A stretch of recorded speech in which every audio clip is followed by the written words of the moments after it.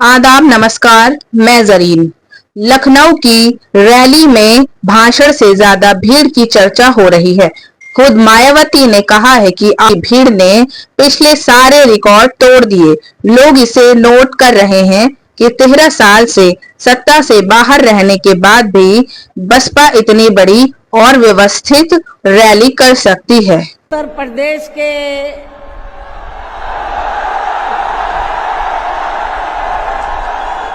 राजनीति में कभी किसी दल के समापन की घोषणा नहीं करनी चाहिए। कब किस वर्ग में राजनीतिक आकांक्षाएं नए सिरे से जाग जाएं और उसकी गोलबंदी उस पार्टी की राजनीति को कहां पहुंचा दे, कोई नहीं जानता। मायावती ने इस बात का भी जिक्र किया है कि यहाँ जो लोग आए हैं उन्हें मजदूरी देकर या भाड़े पर नहीं लाया गया है, अपने खून पसीने की कमाई देकर खुद से आए हैं। विपक्ष आरोप लगा रहा है कि रोडवेज की गाड़ियां दी गईं, यूपी सरकार ने मदद की तब जाकर इतनी भीड़ आई। हो सकता है कि विपक्ष की बात सही हो, लेकिन अगर ऐसा है तो योगी सरकार के सपोर्ट से क्या प्रधानमंत्री लखनऊ में इतनी बड़ी रैली कर सकते हैं? क्या उनके लिए लोकसभा से एक दिन पहले लखनऊ आ सकते हैं? इसकी आधी भीड़ अगर प्रधानमंत्री मोदी या गृह मंत्री शाह की सभा में आ गई होती तो गोदी मीडिया आपे से बाहर हो गया होता। आईटी सेल इस भीड़ की तस्वीर को वायरल कर रहा होता। बीजेपी क्यों चाहेगी कि मायावती की रैली इतनी सफल हो जाए और उनकी धाक फिर से लौटती दिखे? विपक्ष से ज्यादा इस भीड़ से बीजेपी को चिंतित होना चाहिए। भले विपक्ष आरोप लगा रहा है कि मायावती ने खुलकर बीजेपी का नाम नहीं लिया या हमला नहीं बोला, लेकिन इस भीड़ से बीजेपी को भी लगेगा अगर बसपा का जनाधार लौटा तो नुकसान उसका भी हो सकता है। ऐसे ये भी इस बात का प्रमाण तो है कि मायावती का आधार भी अभी भी गायब नहीं हुआ है। भले ही मायावती सड़क पर उतरकर पद यात्राएं नहीं करती हैं, लेकिन उनका वोटर पैदल चलकर लखनऊ तक उन्हें सुनने आ सकता है। इसलिए जानकर हैरान लगता है कि इतने साल तक सत्ता से बाहर रहने के बाद मायावती की रैली इतनी बड़ी कैसे हो गई। जिनको यहाँ दूसरी पार्टियों की तरह ये जो लाखों लाखों की संख्या में लोग आए हैं, तो इनको यहाँ दूसरी पार्टियों की तरह मजदूरी देकर दिहाड़ी पर नहीं लाया गया है, बल्कि ये लोग अपने खून पसीने की कमाई के पैसों से ही खुद चलकर आज के अपने 9 अक्टूबर के प्रोग्राम में मुझे सुनने के लिए आए, जिन्होंने भीड़ के मामले में आज अपने खुद के भी अपने पिछले सभी रिकॉर्ड तोड़ दिए। मायावती की सभा में आई भीड़ से कोई इनकार नहीं कर सकता, लेकिन क्या उनका भाषण भीड़ के अनुरूप आक्रामक था? किसी भी पार्टी को अगर उत्तर प्रदेश में सत्ता में आने की राह बनानी है तो बीजेपी से लड़ना पड़ेगा। यूपी की राजनीति में इस वक्त बीजेपी सबसे बड़ी पार्टी ही नहीं, ताकतवर पार्टी भी है। मानव संसाधन और आर्थिक संसाधनों से लैस उसके समीकरणों का काट निकालना पड़ेगा। जिस तरह से बसपा ने सपा और सपा ने बसपा पर हमला बोला है, उससे लगता है कि अगर इन दोनों में से किसी एक को अकेले दम पर सत्ता तक पहुंचना है तो सबसे पहले इनके आधार को खुद से मिलाना होगा। यानी बसपा को सपा से वोट लेना है या सपा को बसपा का वोट लेना होगा। इसका मतलब यह है कि दोनों दलों को इस वक्त यह लग रहा है कि बीजेपी का वोटर सॉलिड रूप से उसके साथ खड़ा है, वह छिटक नहीं रहा। इसलिए सपा पर मायावती का ज्यादा हमला उनका राजनीतिक और रणनीतिक चुनाव लगता है। लेकिन क्या सपा को हर वक्त मायावती को बीजेपी की बी टीम बताकर लाभ मिलेगा? तो कितने सारे सवाल होते हैं राजनीति में। इसका जिक्र इसलिए किया क्योंकि आज इसे लेकर बहस छिड़ गई है कि क्या मायावती बीजेपी के प्रति ज्यादा नरम थी और सपा और कांग्रेस के प्रति आक्रामक। उनके भाषण में समाजवादी पार्टी मुख्य प्रतिद्वंदी के रूप में नजर आई तो आप नहीं कह सकते कि बीजेपी का जिक्र नहीं था, मगर हमले के हिसाब से देखेंगे सपा ही सबसे आगे थी निशाने पर। बीजेपी के प्रति नरमी को लेकर बहस इस बात से शुरू हो गई क्योंकि मायावती ने शुरुआत में ही पार्कों और स्मारकों स्थलों के रखरखाव को लेकर बीजेपी सरकार के प्रति आभार जता दिया।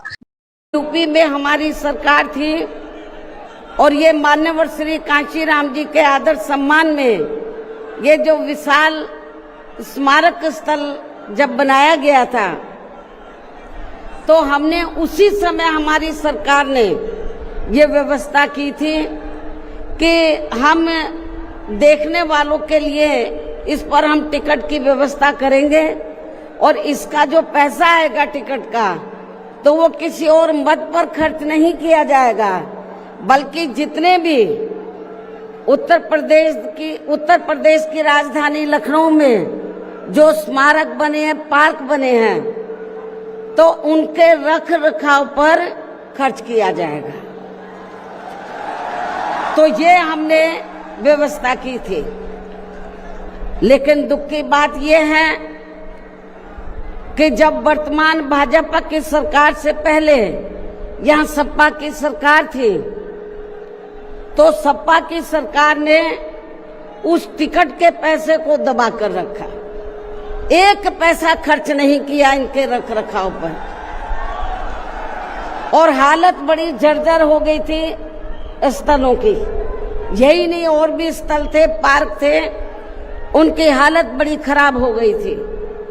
तो तब मैंने उत्तर प्रदेश के मुख्यमंत्री जी को ये कहा, लिखित चिट्ठी के जरिए उनसे रिक्वेस्ट किया कि हम आपसे ये नहीं कहते कि दूसरे मद का पैसा आप इनके रख रखाव पर लगाओ, तो जो देखने वालों का टिकटों का पैसा काफी बड़ी तादाद में इकट्ठा हो गया है गवर्नमेंट के पास, उस पैसे को इनके रख रखाव पर लगाया जाए। तो उत्तर प्रदेश की वर्तमान भाजपा की सरकार ने इस मामले को दिखवाया पूरा, और उसके बाद उन्होंने हमें कमिट किया, प्रॉमिस किया कि हम जो भी पैसा टिकटों को आया है हम दूसरे मद पे नहीं लगाएंगे, बल्कि इन स्थलों के रख रखाव पर लगाएंगे। उन्होंने ये लगाया, इसलिए हमारी पार्टी उनकी आभारी है। भाषण के हिस्से के बाद कांग्रेस से लेकर समाजवादी पार्टी ने बसपा को बीजेपी की बी टीम बताकर शुरू कर दिया। समाजवादी पार्टी के सांसद अवधेश प्रसाद ने कहा, बीजेपी के प्रति नरमी का बयान बताता है, मायावती दबाव में है। सपा अध्यक्ष अखिलेश यादव ने ट्वीट किया है, क्योंकि उनकी अंदरूनी साठगांठ है जारी, इसलिए वे हैं जुल्म करने वालों के आभारी। अखिलेश का इशारा भी मायावती के भाषण की तरफ ही था। कांग्रेस प्रवक्ता सुरेंद्र राजपूत ने सवाल किया कि यह बीजेपी की रैली थी या बीएसपी की। राजपूत ने कहा कि जो स्क्रिप्ट शाह जी के यहाँ से आई या बीजेपी से आई, वही स्क्रिप्ट मायावती मंच से पढ़ रही थी। उन्होंने सवाल किया, कांशीराम जी की पुण्यतिथि पर उनको मेरा नमन है। आज 9 साल बाद जब बीएसपी सुप्रीमो मायावती बहन जी रैली को संबोधित करने जा रही थी, तो एक आशा और उम्मीद थी कि वो दलितों पर हो रहे अत्याचार और अहम मुद्दों पर बोलेंगी। लेकिन मायावती जी ने उस बीजेपी की उत्तर प्रदेश सरकार की तारीफों के कसीदे पढ़े, जिसकी नाक के नीचे दलित उत्पीड़न और अत्याचार लगातार बढ़ रहा है और यूपी नंबर 1 बन गया है। उन्होंने उस भाजपा सरकार की तारीफ करी जिसकी नाक के नीचे हरिओम नाम के एक दलित व्यक्ति की पीट पीट कर हत्या कर दी जाती है, और हत्यारे अपने आप को योगी जी का समर्थक उनके लोग बताते हैं। उन्होंने उस उत्तर प्रदेश सरकार की तारीफ की जिसकी नाक के नीचे 4 दिन पहले देवी शंकर नाम का दलित व्यक्ति इसलिए पीट कर मार दिया जाता है प्रयागराज में क्योंकि वो बोझा उठाने से मना कर देता है। लोगों को उम्मीद थी कि वो जिस तरह से मुख्य न्यायाधीश पर जूता फेंका गया, जो आरएसएस और संघ की विचारधारा को दर्शाता है, जैसे गोडसे ने गांधी पर गोली चलाई थी, और ऐसे ही एक सीजीआई पर जूता फेंकने वाला व्यक्ति जिसके अंदर लेश मात्र भी, जरा सा भी उसको इस बात का रिपेंटेंस नहीं है, इसको अफसोस नहीं है, उस पर बोलेंगी। लेकिन बहन जी इनमें से किसी मुद्दे पर नहीं बोली। तो मुझे ही नहीं, मुझे लगता है कि पूरे दलित समाज को, एक वंचित शोषित समाज को आज बहुत अफसोस हुआ। वो बहुत आहत हैं क्योंकि किसी टाइम पर मायावती जी उनकी रहनुमा कही जाती थी। उल्टे उन्होंने कांग्रेस पर प्रहार करते हुए संविधान को लेकर कुछ कटाक्ष कसे। संविधान पर ही तो हमला हो रहा है जब दलितों को मारा जाता है, संविधान पर ही तो हमला हो रहा है जब सीजीआई पर जूता चलता है, और उस पर आपका ना बोलना अखरता है बहन जी, अखरता है, क्योंकि आप उन लोगों की नुमाइंदगी करने का दम्भ भरती हैं जिनके साथ शोषण हो रहा है, जिनके साथ अत्याचार हो रहा है, जिनका उत्पीड़न हो रहा है। आपको आज बोलना चाहिए था। आपने एक पूरे समाज को आहत भी किया और बहुत लेट डाउन किया है। दुख हुआ आज उनको देख के। वो किस प्रेशर में ये कर रही हैं, एजेंसीज का प्रेशर है, ईडी, सीबीआई, इनकम टैक्स, मैं नहीं जानती, लेकिन क्या विवशता थी कि उस सरकार की बड़ाई कर रही हैं जो दलितों के उत्पीड़न के लिए जानी जा रही है। मैं समझ नहीं सकती। ओम प्रकाश राजभर उत्तर प्रदेश सरकार के मंत्री हैं, अलग पार्टी है उनकी, लेकिन राजभर ने मायावती की तारीफ की और कहा कि सभी 403 विधानसभाओं में मायावती के 500 वोटर तो होंगे, उनके जैसा जनाधार वाला कोई नेता नहीं। मायावती ने संविधान बदलने की कोशिश का सवाल उठाया, लेकिन सत्ता के साथ साथ विपक्ष को भी इस खेल में लपेट लिया। कांग्रेस और समाजवादी पार्टी बीजेपी पर संविधान बदलने के आरोप लगाती है, बल्कि अब तो सत्ता एवं विपक्ष अंदर अंदर मिलकर वे अपनी जातिवादी मानसिकता के तहत चलकर यहाँ बाबा साहब डॉक्टर भीमराव अंबेडकर द्वारा निर्मित किए गए इनके मानवतावादी व समता मूलक भारतीय संविधान को भी बदलकर इसे ये पुराने वाले जातिवादी ढांचे में ही परिवर्तित करना चाहते हैं, जिसके लिए इनके साधु संत भी आए दिन पैरवी करते रहते हैं, जिसे हमारी पार्टी बीएसपी कतई भी बदलने नहीं देगी, चाहे इसके लिए हमें कितना भी संघर्ष क्यों ना करना पड़े। तभी फिर यहाँ दलितों, आदिवासियों, पिछड़े वर्गों एवं अन्य उपेक्षित वर्गों के लोगों के कानूनी अधिकार सुरक्षित व बचे रह सकते हैं, वरना इन वर्गों के लोगों को अभी तक थोड़ा बहुत जो भी लाभ मिल रहा है, तो फिर यहाँ संविधान बदलने पर ये काफी कुछ खत्म ही हो जाएगा। जिन्हें बचाने व बरकरार रखने के लिए इन सभी वर्गों के लोगों को बीएसपी के झंडे तले आपस में एकजुट होना बहुत जरूरी है। अपने भाषण में मायावती ने केवल अखिलेश यादव का नाम लेकर सवाल किया और उनसे पूछा कि बसपा सरकार ने जब काशीराम नगर नाम कर दिया था, तब सपा सरकार ने फिर से बदलकर कासगंज क्यों किया। मायावती ने अगर प्रधानमंत्री मोदी और मुख्यमंत्री योगी का नाम नहीं लिया तो राहुल गांधी का भी नाम नहीं लिया। उनकी शैली भी इसी तरह की गलती है कि वे नीतियों की ज्यादा आलोचना करती हैं, व्यक्ति का जिक्र कम करती हैं। तो 75 में देश में लगी इमरजेंसी में तो कांग्रेस पार्टी की रही सरकार ने यहाँ बाबा साहब के संविधान को भी काफी हद तक प्रभावहीन ही बना दिया था, जिसकी आड़ में अब इस पार्टी के लोग आए दिन किस्म किस्म की नाटकबाजी करते रहते हैं। 2019 में मायावती ने समाजवादी पार्टी के साथ मिलकर चुनाव लड़ा, तब बसपा को लोकसभा की 10 सीटें मिली। 2024 के लोकसभा चुनाव में बीएसपी अकेले लड़ रही थी, एक भी सीट नहीं मिली। 2022 के विधानसभा चुनाव में बसपा को केवल 1 सीट आई। अगर बसपा को फिर से यूपी की सत्ता में लौटना है तो उसे अभी लंबी दूरी तय करनी होगी, क्योंकि 2014 के बाद के चुनाव से उसका वोट लगातार गिरता जा रहा है। पहले के कई विश्लेषणों में यह भी दावा किया जा रहा है कि बसपा के कोर वोट बैंक का एक बड़ा हिस्सा बीजेपी की तरफ गया है। हालांकि मायावती ने पहले इन आरोपों का खंडन किया है। तो क्या ये माना जाए कि बसपा अब अपने कोर वोट बैंक को वापस लाने के लिए निकल पड़ी है, लेकिन तब तो उसे बीजेपी को लेकर और आक्रामक होना चाहिए। उन्होंने मौजूदा भाजपा सरकार को केस मुकदमों के मामले में तो नहीं घेरा, लेकिन पहले की केंद्र की भाजपा सरकार का जिक्र जरूर किया। इससे पहले केंद्र की रही भाजपा सरकार ने सत्ता का दुरुपयोग करके मेरे ऊपर व मेरे माँ बाप, भाई बहन एवं अन्य रिश्ते नातों आदि के ऊपर भी अनेकों गलत एवं फर्जी केस दर्ज करा के हम सभी को जबरदस्ती इनकम टैक्स व सीबीआई आदि के जंजाल में फंसाकर हमारी छवि को धूमिल करने का हर संभव पूरा प्रयास किया है।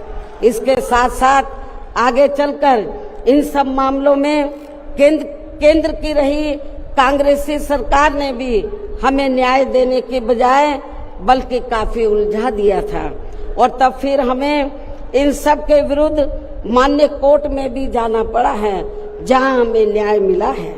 इस प्रकार से ये सब भी हमें काफी कुछ झेलना पड़ा है। मायावती का भाषण करीब 1 घंटे का रहा। उन्होंने बार बार 2007 में बीएसपी की अकेले दम की सरकार का जिक्र किया, उस समय की कानून व्यवस्था का जिक्र किया और नीतियों का, और फिर से अपने समर्थकों से सरकार बनाने में जुट जाने का आह्वान किया। मायावती ने रैली में आए लोगों से धर्म की राजनीति को लेकर सतर्क रहने के लिए कहा। बस उनका भी नाम नहीं लिया कि कौन है जो उत्तर प्रदेश में इस तरह की राजनीति कर रहे हैं, बल्कि देश में आम जनहित के मुद्दों पर आवाज उठाने की बजाय जो पिछले कुछ समय से यहाँ स्वार्थी व शरारती तत्व एक दूसरे के देवी देवता, खुदा व धर्म आदि को लेकर तथा इन पर आए दिन नए नए मुद्दों को निकालकर देश में बवाल व हिंसा आदि पैदा करने की कोशिश में लगे रहते हैं और फिर इनकी आड़ में राजनीति करते हैं। ये भी देश हित में ठीक नहीं है, जबकि इन सब मामलों में सभी को भारतीय संविधान के मुताबिक चलना चाहिए। साथ ही सभी धर्मों का पूरा आदर सम्मान भी करना चाहिए और इनके सदियों से चले आ रहे धार्मिक नियम, मान्यताएं व परंपराएं आदि में भी किसी को दखल देना उचित नहीं है और ना ही इनकी आड़ में आई लव आदि की कोई राजनीति नहीं करनी चाहिए। क्या मायावती वक्फ कानून की बात कर रही हैं? उनके भाषण के हिस्से का इशारा तो वे की तरफ ही लग रहा है। अप्रैल के महीने में जब केंद्र सरकार ने वक्फ के कानून में संशोधन किया, तब मायावती ने खुलकर आलोचना की थी। वक्फ कानून को लेकर सुप्रीम कोर्ट का फैसला आ चुका है। फैसले को लेकर उनका क्या कहना है, उनके भाषण से साफ नहीं हुआ। मायावती ने पहलगाम में आतंकी घटना को लेकर दुख और चिंता जताई और कहा कि अगर सुरक्षा उचित प्रबंध होता तो रोका जा सकता था। उन्होंने ये भी कहा कि विदेश नीति जनहित में होनी चाहिए और ये भी सलाह दी कि आत्मनिर्भर भारत की नीति जमीन पर नजर आनी चाहिए। जहां तक पिछले दिनों जम्मू कश्मीर के पर्यटक स्थल पहलगाम में हुई आतंकी घटना का सवाल है, जिसमें काफी महिलाओं के सिंदूर उजड़ गए थे, तो ये अत्यंत ही दुखद व चिंता की बात है। हालांकि इस घटना को होने से रोका जा सकता था, बशर्ते यदि उस समय सरकार द्वारा इस पर्यटक स्थल पर सुरक्षा का उचित प्रबंध किया होता, जो नहीं किया गया था। साथ ही हमारी विदेश नीति भी हमेशा देश व जनहित में ही होनी चाहिए और इस मामले में अभी हाल ही में अमेरिका द्वारा लगाए गए भारी टैरिफ से भी केंद्र सरकार को काफी सचेत रहने की जरूरत है और इसी परिप्रेक्ष्य में इन्होंने स्वदेशी उत्पाद को बढ़ावा देने पर जोर देकर जो देश को आत्मनिर्भर बनाने की बात कही है, तो ये हवाई ना होकर बल्कि जमीनी हकीकत में भी लोगों को होता हुआ नजर आना चाहिए, जिसका फिर हमारी पार्टी भी जरूर स्वागत करेगी। और अब इन सब बातों को मद्देनजर रखते हुए पूरे देश में अपनी पार्टी को हर स्तर पर मजबूत बनाना व इसे आगे बढ़ाना भी बहुत जरूरी है और खासकर इस बार यूपी में बीएसपी की अकेले ही पूर्ण बहुमत की यहाँ सरकार जरूर बनाना है। बीजेपी के प्रति नरम होने का आरोप विपक्ष हमेशा से मायावती पर लगाता रहा, लेकिन मायावती अब लगता है इन आरोपों से प्रभावित नहीं होती। इतनी बड़ी सभा में बीजेपी को जातिवादी बताने और उसकी सरकार की नीतियों की आलोचना करने के बाद भी उन्होंने खुलकर क्यों नहीं ललकारा, ये सवाल पूछा जाता रहेगा। लेकिन वो अपनी राजनीति कैसे करेंगी, किस भाषा में करेंगी, फैसला उनका ही होगा। क्योंकि आज भी इस देश में बसपा जैसी पार्टी को लेकर गोदी मीडिया संदेह ही पैदा करेगा कि बीएसपी इस दौर में भी बिना मीडिया सपोर्ट के अपनी तैयारी करती है और लोगों को इतनी बड़ी संख्या में जुटकर दिखा देती है। लेकिन क्या ये प्रदर्शन विधानसभा में नतीजों में भी बदलेगा? उसके विधायकों की संख्या 1 से बढ़कर 200 पार हो जाएगी। जरीन को दीजिए इजाजत। जय हिंद, जय भारत।